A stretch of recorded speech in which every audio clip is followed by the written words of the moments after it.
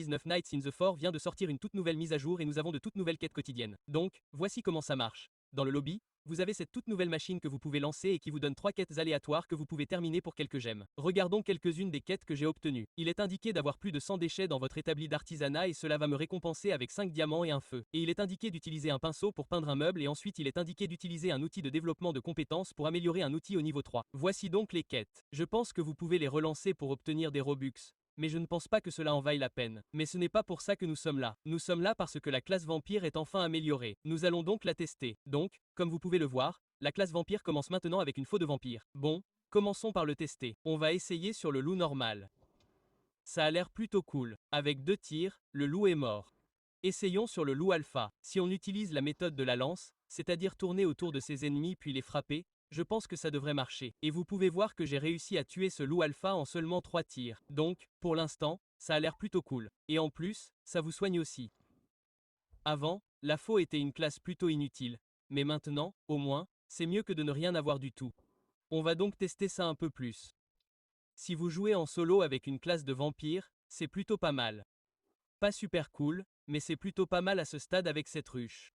Mais si vous avez 2 joueurs avec vous, ça devient super cool. Comme vous pouvez le voir, on arrive à déchiqueter ces loups si on joue tous les deux en même temps. Et quand on en tue 2 ou 3, on régénère un peu. Allons-y et testons-le un peu plus. On va maintenant le tester sur la première grotte des enfants. Comme vous pouvez le voir, il y avait beaucoup de ces loups, et on les a presque tous lus. Ça va être vraiment bien. On peut sauver le premier enfant assez facilement, même tout seul. On n'a pas besoin d'amis. Et on va aussi trouver un ours. Et on va voir à quel point c'est efficace pour combattre les ours.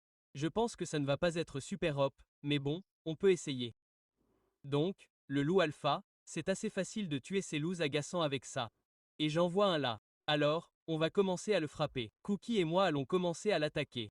Donc, il a pu me toucher une fois, puis je crois qu'il a touché Cookie une fois, mais on l'a tué assez facilement. Et je vais essayer de me battre seul et voir ce qui se passe. Ok, donc les ours sont assez dangereux. Ils nous enlèvent des points de vie en gros morceaux. Donc, ce ne serait pas bien. Si vous avez au maximum de vos points de vie et que vous voulez combattre un ours, ce n'est pas grave. Mais ne combattez pas les ours si vous avez la moitié de vos points de vie. Faisons un speedrun dans la forteresse et on va voir à quel point c'est bien. Comme vous pouvez le voir, ça fait des dégâts de zone incroyables. Donc à chaque fois que je balance la faux, ça touche plusieurs ennemis, tout ce qui se trouve devant. Donc ça rend les choses encore meilleures. Si vous avez 3 cultistes devant, vous pouvez leur infliger des dégâts à tous les 3 en même temps. Et puis si vous utilisez la méthode de la lance, vous ne subirez aucun dégât. Et puis vous avez la régénération. Donc, ça va être une classe assez puissante maintenant après ce buff. Au début, c'était assez inutile. Mais comme vous pouvez le voir, on est en train de déchiqueter ces mecs. Et ça n'a même pas pris 20 secondes pour terminer le premier étage, et on est presque à la fin du 2e étage. Et juste comme ça, on est au dernier étage. On va tuer ce mec. Et vous pouvez voir que j'ai infligé la plupart des dégâts. Cookie les a juste touchés 1 ou 2 fois. Donc, ça va être assez puissant quand vous jouez en solo. Donc,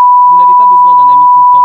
Mais ça va être vraiment utile si vous avez une autre personne avec vous. Ça va le rendre super puissant. Et juste comme ça, je pense que ça va être ouais. Et juste comme ça, on a la forteresse. Donc maintenant au moins c'est une classe décente. Ce n'est plus si mal. Mais voilà, les gars, voici la toute nouvelle classe de vampire améliorée. J'espère que vous avez apprécié cette vidéo. À la prochaine. Au revoir.